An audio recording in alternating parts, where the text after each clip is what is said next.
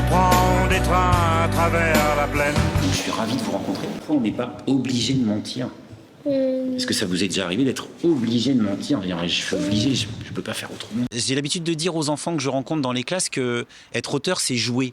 C'est-à-dire, et j'aime bien ça parce que tout de suite, ça leur parle. C'est-à-dire que moi, je prends des personnages comme on prend des Playmobil, et puis je leur choisis un prénom, je leur choisis une famille, je leur choisis des activités, des passions, des trucs qui les animent, et je les fais jouer ensemble, et je les déplace, et je leur invente une vie. Donc, est-ce que c'est mentir? Oui, un peu, mais c'est inventer, quoi. Voilà, j'aime bien ce mot inventer, ouais, c'est vraiment ça. On a l'impression qu'on est obligé de mentir parce que si on dit la vérité, on va se faire gronder très fort, ou ça va fâcher les gens, ou peut-être, même parfois on se dit, il vaut mieux faire un petit mensonge pour pas le blesser. Là où la différence se joue, c'est que quand on invente, tout le monde sait qu'on invente. C'est-à-dire que le lecteur, il est très conscient que l'histoire qu'il est en train de lire, elle est inventée. Quand je mens à quelqu'un de proche, il ne sait pas que je mens. Voilà, la frontière, elle est là. Le mensonge, il est pas assumé. En tout cas, il y a un des deux. Le récepteur du mensonge ne sait pas que c'est un mensonge. Alors que le récepteur de mon histoire inventée sait que l'histoire est inventée.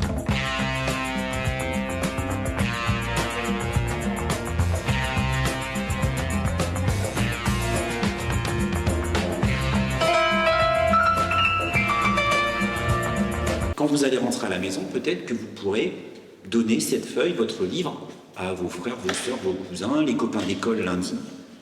Parce que ces phrases, elles doivent parler de vous. J'aimerais que dans vos phrases, qu'il y en ait 3, tu as raison, Whisky, soit des vérités, qui soient 3 phrases vraies, et puis une 4e qui soit un mensonge. Mais comme le jeu, c'est de réussir à piéger les copains qui disent je vous connais bien, t'es mon meilleur copain ou t'es ma meilleure copine, je te connais bien. Et alors, tiens, prends mes 4 phrases et trouve quel est le mensonge dans ces 4 phrases. J'exagère évidemment, mais vous avez compris. Il faut que votre mensonge, il ait l'air d'être un peu vrai quand même.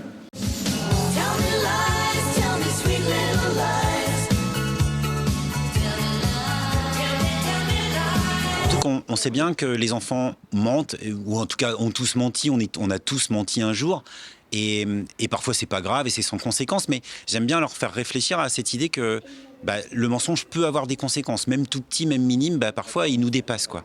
Et cet atelier où on flirte avec, c'est un moyen d'aller vers l'interdit sans conséquence, quoi. C'est-à-dire qu'on a le droit de mentir là, c'est autorisé, et ça n'aura pas de conséquences, donc voilà, c'est sécurisé en fait, c'est un mensonge sécurisé. Problème. Apolline, elle n'aime pas du tout le chocolat. Mais ça, Enzo, il ne savait pas. Qu'est-ce qu'elle doit faire, Apolline? Alors, j'ai 3 propositions à vous faire et vous allez me dire ce que vous en pensez. Qu'est-ce qu'elle doit faire, Apolline? Est-ce qu'elle doit prendre quand même une petite part et goûter et faire semblant d'aimer ça? Et donc, c'est quand même un petit mensonge, même s'il est tout petit, mais elle fait semblant d'aimer ça. Est-ce qu'elle doit lui dire, voilà, c'est pour lui faire plaisir. Est-ce qu'elle doit lui dire qu'elle n'aime pas ça et qu'elle est désolée? Mais peut-être que Enzo, le pauvre, il a passé toute sa matinée en cuisine et que ça va le vexer? Ou est-ce qu'elle doit dire je suis désolée, j'ai trop mangé ce midi, j'ai un peu mal au ventre, je me sens pas très bien, je préfère pas manger de gâteau au chocolat? Qu'est-ce que vous en pensez? Elle pourrait au moins goûter un petit morceau, même si elle a dit elle peut dire qu'elle n'aime pas, mais qu'elle a quand même goûté pour prouver qu'elle n'est pas si méchante que ça, qu'elle peut faire plaisir aux autres. J'ai parfois été sidéré par des vérités, parce que j'aime bien évidemment de me mettre dans la peau du récepteur du petit jeu que je leur propose, c'est-à-dire je lis leurs 4 phrases sans savoir laquelle est le mensonge et j'essaie de deviner. Et en plus, comme moi je les connais pas, la difficulté du jeu entre guillemets est un peu plus grande, quoi. Et parfois il y a des phrases qui sont tellement saugrenues qu'on se dit mais c'est évidemment celle-là le mensonge. Et puis non. En fait, ils ont parfois vécu des trucs un peu extraordinaires et qui ont l'air d'être un mensonge, mais qui ne le sont pas, ouais.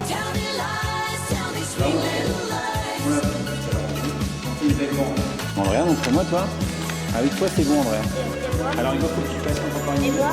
Les autres doigts, ils servent à faire du fluide magique, donc on doit pouvoir les bouger. J'en ai déjà fait à l'école. Et on va rapprocher nos mains. Et le livre, il va faire un petit carré comme ça, tout le monde voit le carré. Allez-y. S'il fait pas de carré, il faut l'ouvrir. Ouais, c'est parce qu'il s'est plié dans le mauvais sens. Ça marche pas. Et, attends, j'ai pas fini. Je vais venir t'aider, Océana, on va l'ouvrir. Et quand on fait le carré et qu'on rapproche nos mains, les feuilles, elles se recollent. Et quand ça se recolle, on n'a plus qu'à l'attraper et à le fermer. Et ça y est, on a fabriqué un livre de 6 pages. J'aime bien ce petit support là qui a l'air de rien et c'est un tout petit pliage et c'est pas, j'ai rien inventé, hein, c'est un truc qu'on trouve en ligne et qu'on retrouve facilement si les gens ont envie de chercher. Mais en fait, j'ai une carrière d'enseignant aussi derrière moi et quand on propose à une classe d'enfants à partir de 8 ans de fabriquer un livre comme je l'ai fait là, très souvent, il y a des gamins qui s'emparent de la fabrication, du concept et qui vont ensuite fabriquer des tonnes de livres. Parce que En fait, la production écrite, c'est quelque chose, c'est déjà une chose, et écrire une histoire, inventer une histoire, c'est déjà une chose.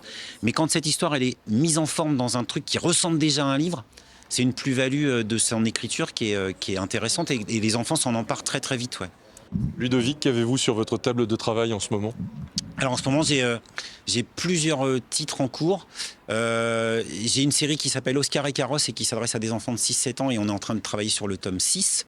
L'illustratrice avec qui je travaille, elle est en train de travailler sur les illustrations du tome 5. Moi, j'ai terminé mon travail d'écriture, elle travaille sur le tome 5 qui sortira en août.